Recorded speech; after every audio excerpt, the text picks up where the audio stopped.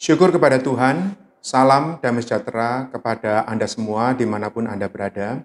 Mari kita melanjutkan ringkasan firman kudus kebangunan pagi tentang kristalisasi kitab Ayub, Amsal, dan Pengkhotbah.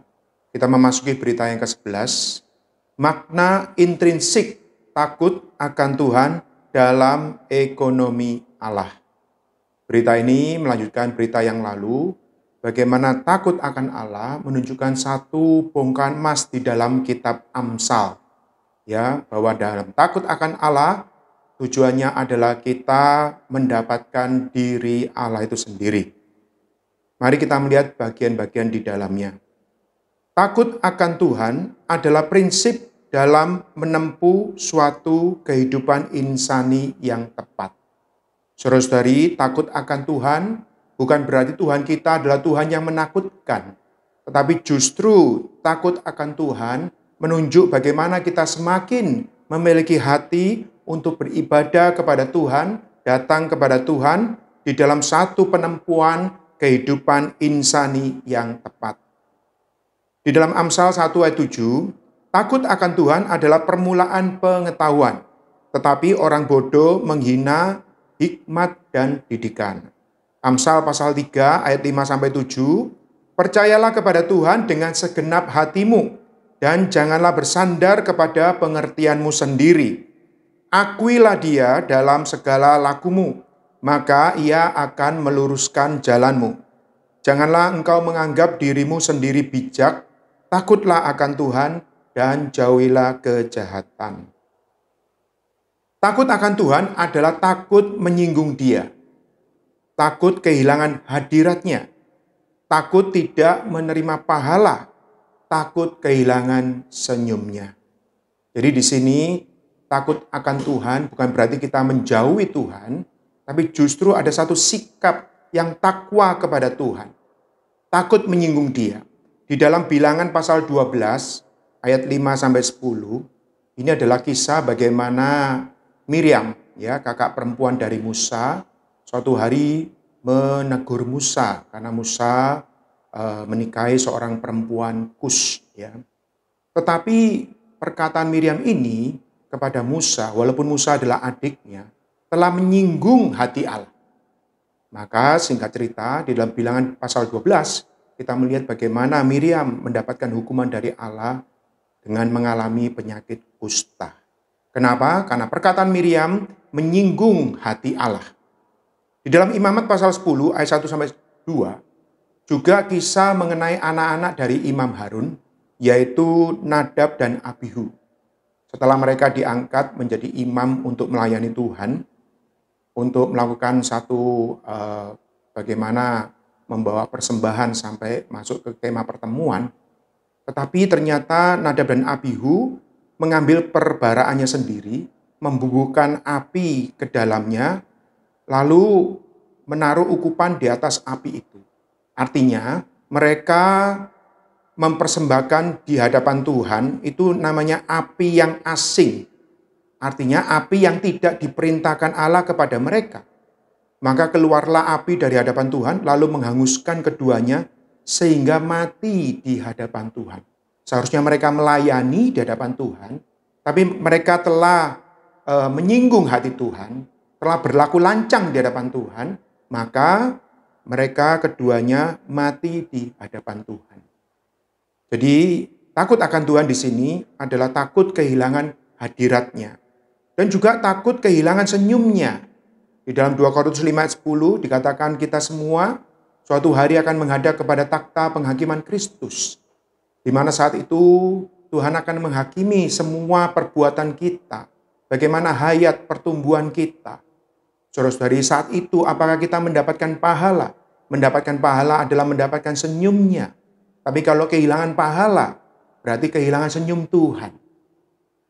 Selanjutnya takut akan Tuhan adalah memikirkan dan mengindahkan Dia dalam segala sesuatu. Takut akan Tuhan menghentikan kita dari berbuat jahat. Jadi kita takut akan Tuhan adalah justru kita menjadikan Tuhan sang sumber kita. Dia menjadi sumber pemikiran kita. Dia menjadi sumber tenaga kita di dalam segala hal, segala perkara. Dan takut akan Tuhan menghentikan kita dari berbuat jahat. Kita tidak akan sembarangan, tidak akan sembrono di dalam pembicaraan dan tingkah laku kita. Lalu juga takut akan Tuhan memperlihatkan belas kasihan dan rahmat kepada orang lain. Di dalam Amsal 14 ayat 21, siapa menghina sesamanya berbuat dosa, tetapi berbahagialah orang yang menaruh belas kasihan kepada orang yang menderita. Saudara-saudari, takut akan Tuhan akan membawa kita juga menaruh perhatian belas kasih kepada sesama kita. Takut akan Tuhan adalah menolak ego. Ya, takut apa yang kita lakukan berasal dari diri kita sendiri. Di dalam 2 Samuel pasal 23 ayat 16, ini adalah satu kisah bagaimana waktu Daud bersama dengan pahlawan-pahlawannya. Daud merasa haus dan pahlawannya, ketiga pahlawan terutama, mereka menerobos ke perkemahan orang Filistin dan membawa air untuk dibawa kepada Daud. Tetapi Daud tidak meminumnya. Justru Daud mempersembahkannya sebagai korban curahan kepada Tuhan. Di sini Daud tidak karena dia merasa haus, dia mementingkan egonya. Tapi sebaliknya dia mempersembahkan korban curahan kepada Allah. Takut apa yang kita lakukan berasal dari diri kita sendiri. Inilah Matius 16 ayat 24. Bagaimana Tuhan mengatakan, barang siapa mau mengikut Tuhan, dia harus menyangkal dirinya. Saudara-saudari, takut akan Tuhan membawa kita semakin menjadikan Tuhan sebagai sumber kehidupan kita.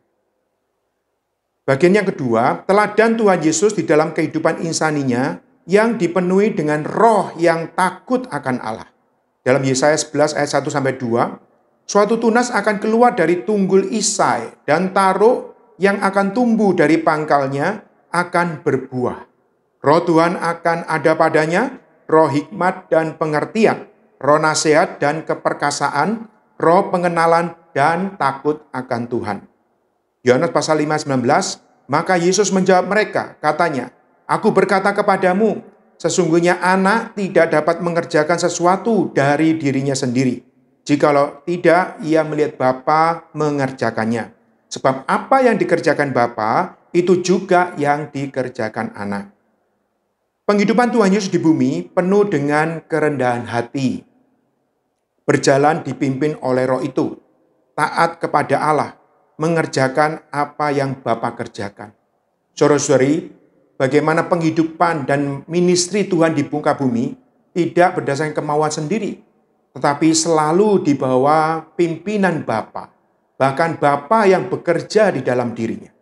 Tuhan Yesus tidak melakukan apapun dari dirinya sendiri, tidak mengerjakan pekerjaannya sendiri, tidak mengucapkan perkataannya sendiri, tidak mencari kemuliaannya sendiri.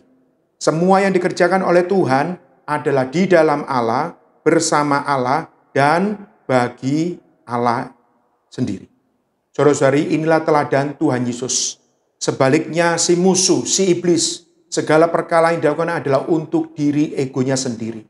Tidak demikian dengan Tuhan Yesus, dia adalah teladan manusia Allah. Dan semoga kita juga bisa meneladani demikian.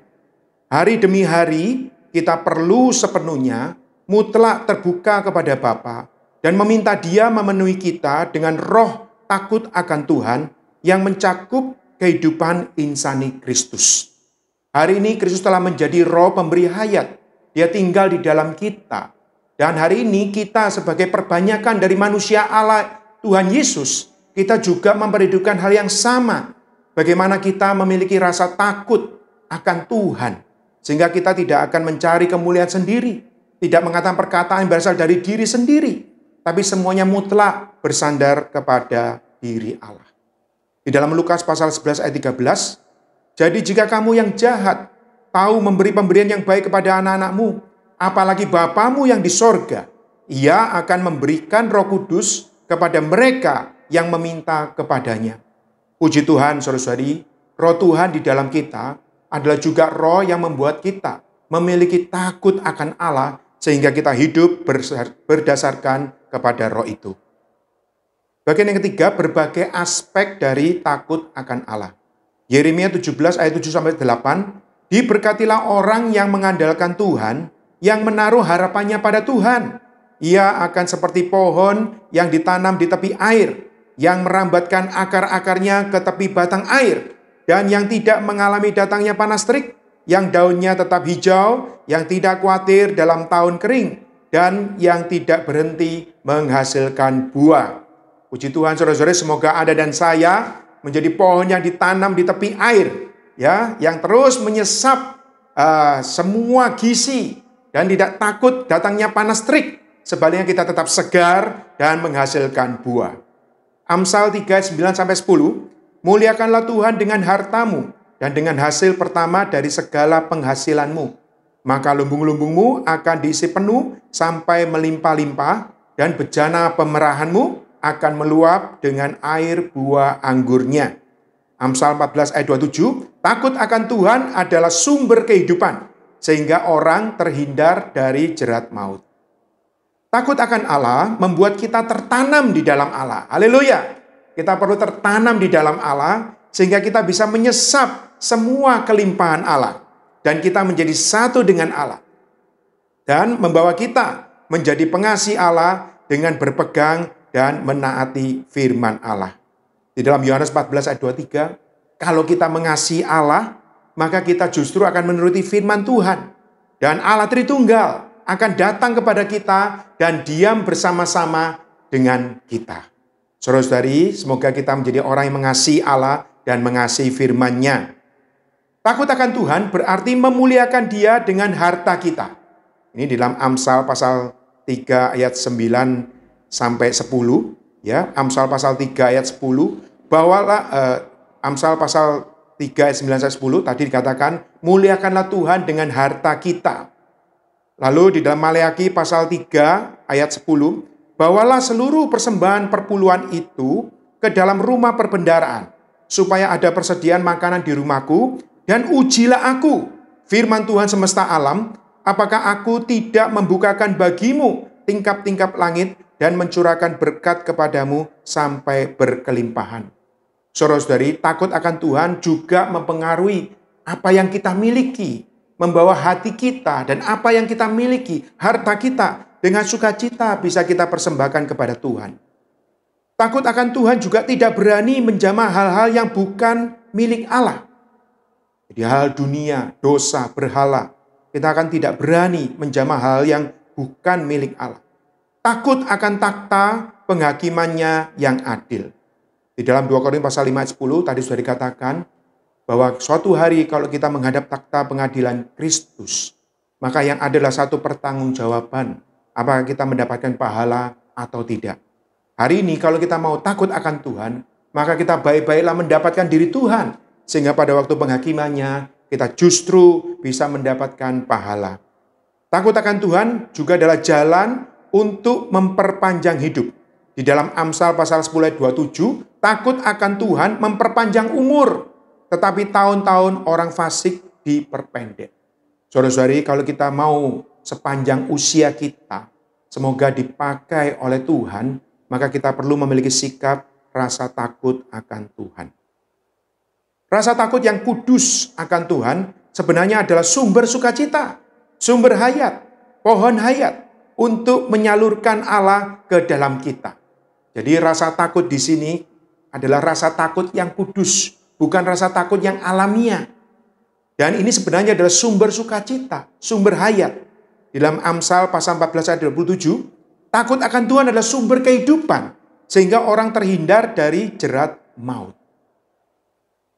Ya, Allah berjanji memberi kita satu hati dan satu tingkah langkah untuk takut akan Dia sepanjang masa. Puji Tuhan, supaya kita tidak menjauh dari Dia.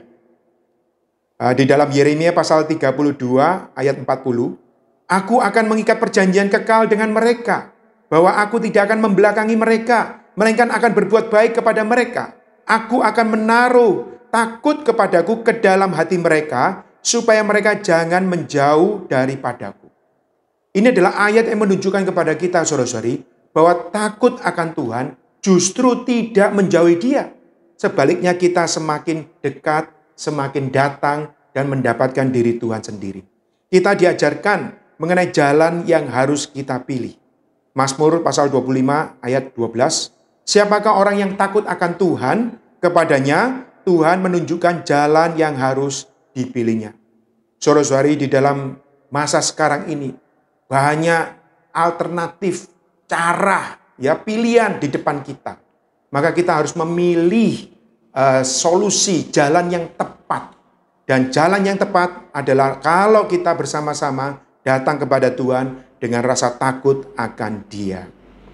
Selanjutnya, takut akan Tuhan dan kasih akan Tuhan adalah dua hasil yang luar biasa dari pengampunan dosa-dosa kita.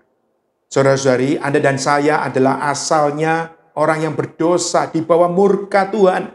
Suatu hari Tuhan datang dengan kasih-Nya menyelamatkan Anda dan saya.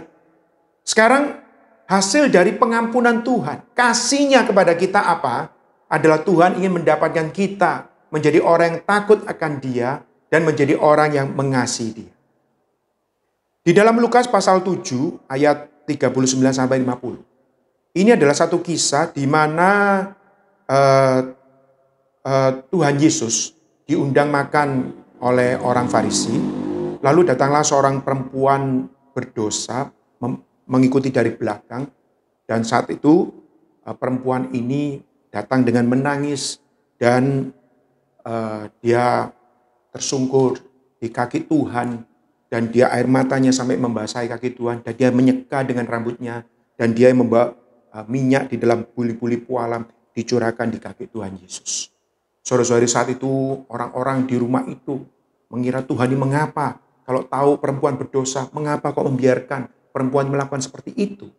Tapi justru di sini Tuhan mengatakan di dalam Lukas pasal 7 ayat 47, sebab itu aku berkata kepadamu, dosanya yang banyak itu telah diampuni, sebab ia telah banyak berbuat kasih.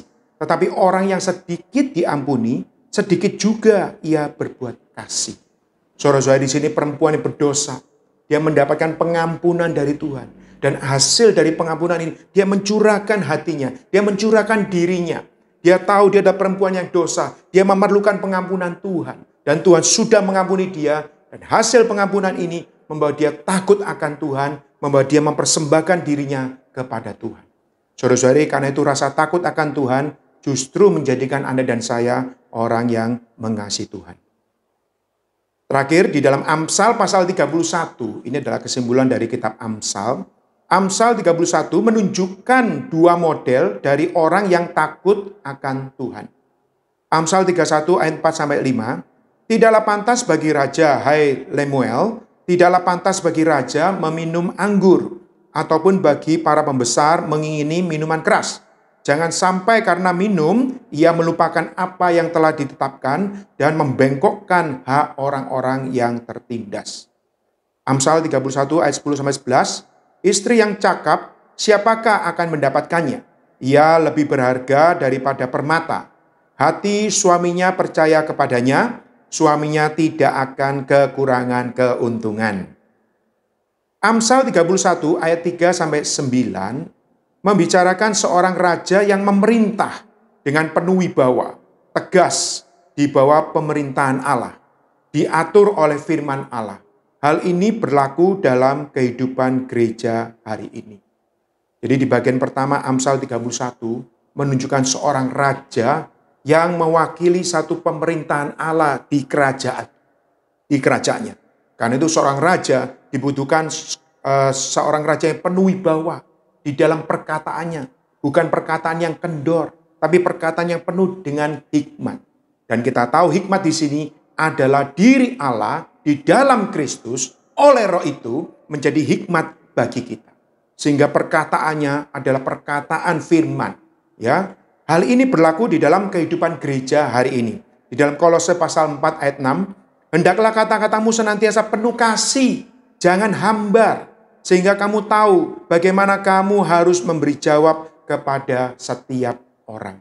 Semoga saudara-saudari perkataan kita adalah perkataan yang membangun, perkataan yang penuh kasih, perkataan yang mempertobatkan orang, bukan yang menyinggung, yang menyakiti hati orang. Ini adalah perkataan yang penuh hikmat. Selanjutnya Amsal 31 ayat 10-31 menggambarkan seorang perempuan yang cakap, bijak, baik hati, rajin, mampu mengelola rumah tangga. Perempuan ini melambangkan gereja dan kaum saleh yang mengasihi Tuhan. Ya, di dalam 1 Petrus pasal 3 ayat 1, demikian juga kamu, hai istri-istri, tunduklah kepada suamimu, supaya jika ada di antara mereka yang tidak taat kepada firman, mereka juga tanpa perkataan dimenangkan oleh kelakuan istrinya. Kalau di bagian pertama menunjuk pada raja di dalam perkataan yang penuh wibawa. Bagian yang kedua menunjukkan seorang perempuan ya atau seorang istri, dalam hal ini juga melambangkan gereja. Bagaimana di dalam perilaku, dalam tindak tanduk, di dalam urusan setiap perkara, baik di dalam keluarga, di dalam pekerjaan, di dalam penghidupan gereja. Di sini memerlukan satu kecakapan, satu kebijakan, satu kebaikan hati, dan kemampuan untuk mengelola.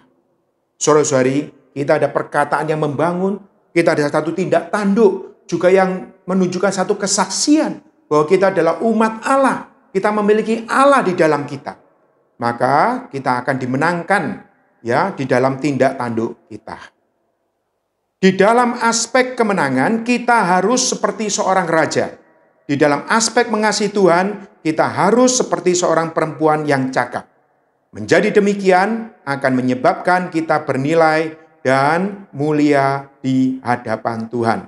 Di dalam 1 Petrus pasal 3 ayat 2, jika mereka melihat bagaimana murni dan salehnya hidup istri mereka itu, maka banyak orang akan dimenangkan dan banyak orang akan memuliakan Tuhan. Semoga saudara-saudari, kitab Amsal ini menjadi satu kitab yang membawa kita terus datang kepada Tuhan, menjadikan Dia adalah hikmat kita dan yang menuntun kita di dalam penghidupan kita, sehingga kita boleh menjadi berkat bagi semua orang. Tuhan merahmati kita. Amin.